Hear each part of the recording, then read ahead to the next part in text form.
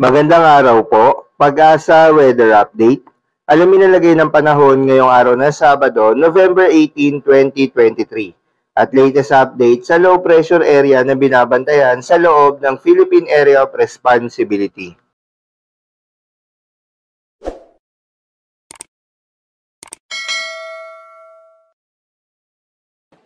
Magandang umaga mula sa Pag-asa Weather Forecasting Center. Ito na ang ating update sa magiging tayo ng panahon sa susunod na 24 oras. Patuloy nating minomonitor itong low pressure area sa loob ng ating Philippine Area of Responsibility at kaninang alas 3 ng umaga kung itong namataan sa line 605 kilometers silangan ng Giwan, Eastern Samar. Nananatiling maliit yung chance na nasabing low pressure area na maging isang bagyo sa mga susunod na araw. Gayunpaman, dahil sa pinagsamang epekto nitong LPA at nitong shear line o yung pagsasulubong ng mainit at malamig na hangin, makaranas pa rin tayo ng mga pag-ulan sa malaking bahagi ng ating bansa. Asahan natin itong mga kalat-kalat na pag-ulan na may pakulog at pagkidlat sa buong Visayas at itong northern at eastern sections ng Mindanao. Sa nalalabing bahagi naman ng Luzon or sa malaking bahagi pa ng Luzon ay itong northeast monsoon naman ay yung hanging amihan ang weather system na iiral. Kaya asahan natin yung bahagyang pagbaba ng ating mga temperatura, especially ngayong madaling araw, at generally fair weather conditions sa ating asahan, may chance pa rin ng mga isolated light rains na dala ng northeast monsoon. And for the rest of Mindanao, ay generally fair weather conditions rin na ating mararanasan, maliban na lamang sa mga chance ng isolated rain showers or localized thunderstorms. At sa kasalukuyan patuloy rin natin minomonitor itong low pressure area sa labas naman ng ating Philippine Area of Responsibility. Kanina 3 AM, yung last location nito ay more than 2,000 kilometers silangan ng Mindanao. Maliit rin yung chance na nasabing LPA na maging isang ganap na bagyo sa mga susunod na araw. At yung kasalukuyang galaw nito sa ngayon ay generally pa-northwestward at wala naman tayong inaasahan magiging direktang epekto ng nasabing sama ng panahon sa ating bansa sa mga susunod na araw sa ngayon.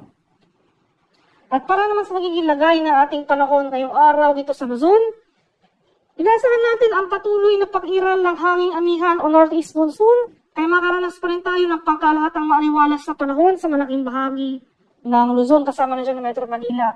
May mga chance pa rin tayo na makaulapan, especially sa eastern sections ng Luzon. Sa mga areas ng Cagayan Valley, Apayao at Bicol Region, asahan natin yung mga kaulapan at mahihinang pag-ulan. At sa nalalabing bahagi ng Luzon, at kung may mga pag-ulan man tayong maranasan sa mga nabanggit na lugar, ito yung mga pag-ambon o yung mga light rains lamang na dala ng amihan. Sa bahagi naman ng Visayas at Mindanao, buong Visayas at ilang areas ng Mindanao, particular na sa mga rehiyon ng Caraga, Northern Mindanao at Davao Region, makakaranas ng, or patuloy tayong makaranas ng maulap na kalangitan na may mga kalat-kalat na pag-ulan, pakulog at pagkidlat, bunsod yan ng epekto ng shear line at yung trough o yung buntot ng low pressure area na ating minomonitor. Kaya sa mga nabanggit na lugar, patuloy tayong maging handa at alerto sa mga banta ng biglang pagbaha at pagbuho ng lupa, lalong-lalo na kung tuloy-tuloy ang pag-ulan na mararanasan. Patuloy tayong mag-monitor ng mga rainfall warnings o yung mga heavy rainfall advisories yung na ini-issue ng ating mga lokal na Pag-asa Regional Centers.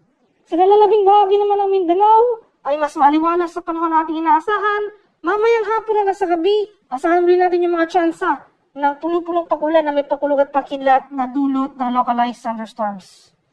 At sa kalagay naman ng ating karagatan, may gale warning pa rin tayo nakatas sa mga dagat baybay na ating bansa, sa mga areas ng Batanes, Ilocos Norte, Ilocos Sur, sa bahagi ng Cagayan, kabilang na dyan ang Gabuin Islands, sa bahagi ng Isabela, Aurora, at ang northern coast ng Quezon, kabilang na dyan ang ilang areas ng Polillo Islands, sa mga dagat baybay ng Camarines Norte, Albay, sa bahagi ng Kalayaan Islands. May gale warning rin tayo nakataas sa mga dagat baybayin ng Sorsogon, sa northern at eastern coasts ng Catanduanes, sa northern at eastern coasts ng Northern Samar, at sa eastern coast ng Eastern Samar. Kaya sa ating mga kababayang mga isla at may mga maliliit at sasakyang pandagat sa mga nabanggit na lugar, kung maaari ay huwag po muna tayong pamalaot dahil inaasahan natin na magpapatuloy pa rin itong maalon hanggang sa napakaalong karagatan na dala ng hanging amihan. At sa kalagayan naman ng ating panahon for the next 3 days, naasahan pa rin natin na magpapatuloy itong maaliwalas sa panahon sa malaking bahagi ng ating bansa, especially dito sa mga areas sa Northern at Central Luzon, simula bukas araw ng Linggo hanggang sa Tuesday. Asan pa rin natin yung epekto ng hanging amihan. So generally, fair weather conditions, may mga chance pa rin ng mga light rains o yung mga pag-ambon. Sa bahagi ng Legazpi City at sa malaking bahagi pa ng Bicol Region, simula bukas hanggang Tuesday, asahan naman natin yung mataas na tsansa ng kaulapan at mahihinang pag-ulan na dala ng amihan.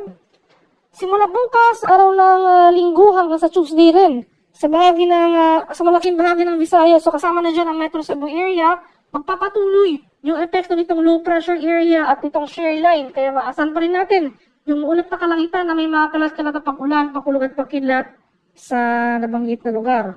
Sa bahagi naman ng Metro Davao at yung mga eastern sections o yung mga eastern regions ng Mindanao, asahan natin na for the next 2 days, pagpapatuloy yung mga pag-ulan na ito. At generally, fair weather conditions o yung improving weather conditions na ang ating mararanasan pagsapit ng Martes.